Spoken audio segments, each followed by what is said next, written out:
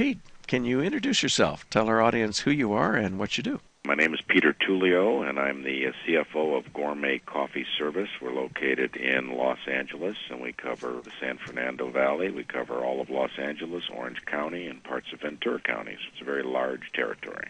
Now, I've been looking at your site, and boy, you are the coffee masters. I do see that you also offer full-service vending, but as I understand it, that's a small part of your business? That is correct. It is a very small part of our business, and it is basically used as an added value service for our coffee service customers who like to deal with one basic provider of their office refreshment needs. So it's maybe around 10% or so of your business? About 10%. You're using the NAMA cashless solution for your coffee business, and you had somebody in there before, and you chose to move to the NAMA cashless solution. Why did you even consider making a change? Because this is a fair amount of work on your part to be able to do this, so why change? The change had to occur because of the costs involved, and it's quite a very difficult road to determine what your costs are, especially with regard to the charges that your provider is hitting you with. We knew our charges were high, and trying to dissect the actual components of that charge is a very difficult process.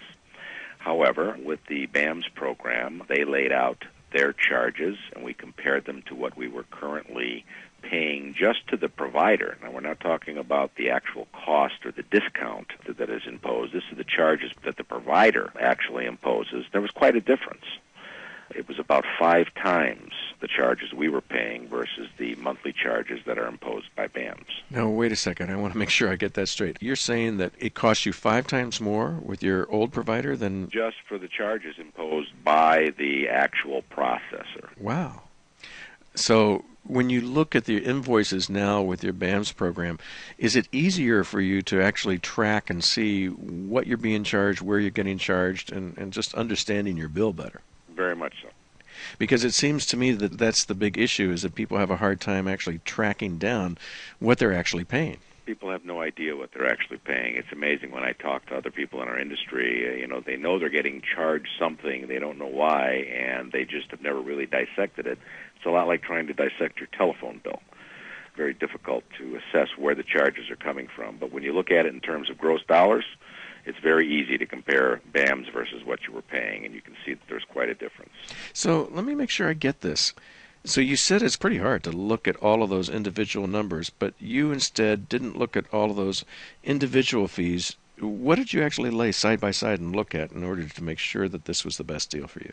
Well, we knew what we were paying with our current provider, and BAMS told us what we were going to be paying, and it's a pretty clear difference. I mean, there was no question about it.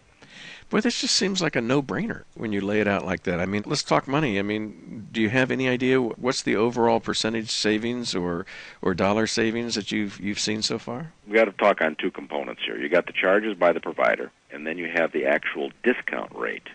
Visa, MasterCard, and American Express all have discount rates.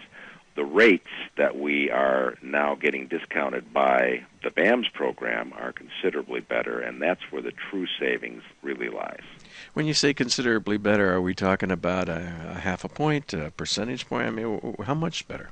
In the American Express situation alone, it was about 3/4 of a point. Wow. That's significant over... It's significant because that's our number one credit card that's used in the office environment. Oh, right, which would be different than vending. Vending, it tends to be more Visa, but in the coffee business... But in the office environment, the American Express card is number one, and then the second one would be the corporate MasterCard, which also had a much higher discount rate under the old program. Now, as I understand it from Brian Voigt of Bank of America, there's also an issue of American Express understanding what the coffee business is and making sure that you are billed appropriately, and that he was able to figure out the best way for you to get the best rates from American Express. When we first got involved in accepting credit cards, for some reason, because we were a non-swipe situation, they looked at us completely the wrong way. Because normally when you're in a retail situation, you're looking at the person, they hand you a credit card, you swipe it in front of them. For some reason, they thought that security was an issue because we didn't swipe cards.